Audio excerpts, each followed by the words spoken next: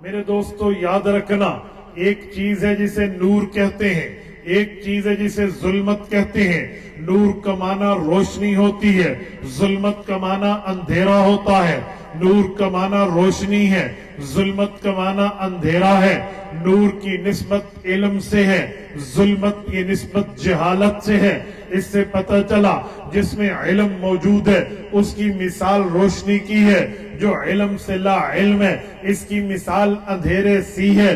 میرے پاک پیغمبر کو رب کریم نے جو رتبہ عطا کیا ہے، جو مرتبہ عطا کیا ہے، جو درجہ عطا کیا ہے، اور محمد الرسول اللہ صلی اللہ علیہ وسلم کو رب کریم نے خاتم النبیین بنایا ہے، اس میں کئی صفات کی وجوہات ہیں، اپنے جگہ کئی استدلالات ہیں، لیکن سب سے خاص وجہ کیا ہے؟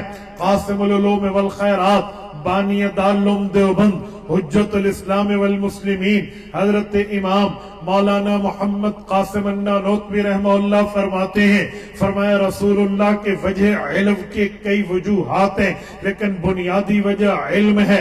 میرے پاک پیغمبر کو رب نے جن علوم سے متمتع فرمایا تھا، میرے پاک پیغمبر کو جن علم کو، جو علم اللہ نے حضور کو نوازے تھے، وہ علوم اللہ نے کسی کو نہیں دیے، نہ کسی نبی کو دیے، نہ کسی ولی کو دیے۔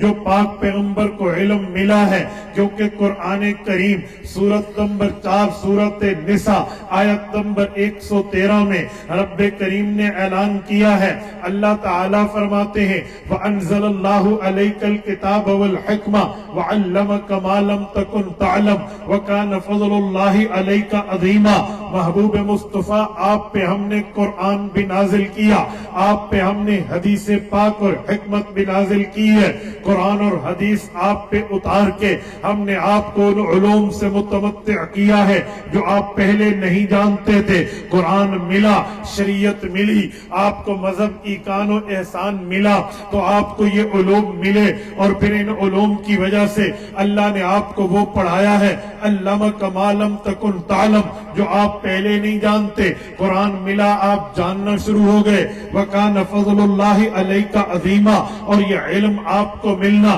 یہ فضل آپ کو ملنا، یہ مقام آپ کو ملنا، یہ درجہ آپ کو ملنا، یہ حیثیت کا آپ کو ملنا، اس ویلیو سے آپ کا متمتع ہونا، یہ اللہ کا بہت بڑا فضل، اللہ کا بہت بڑا کرم، اللہ کا بہت بڑا احسان ہے۔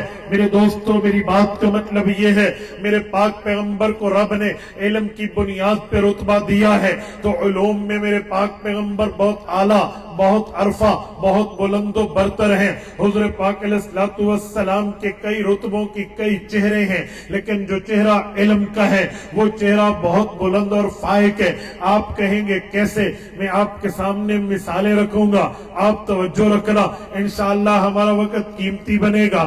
خلاصے کے طور پہ ایک بات کرتا ہوں کہ پوری دنیا جہان کے تمام انبیاء کا علم ترازو کے ایک پلڑے میں رکھ دیں، محمد الرسول اللہ صلی اللہ علیہ وسلم کا ایک پلڑے میں رکھ دیں، تب بھی حضور پوری دنیا پہ بھاری۔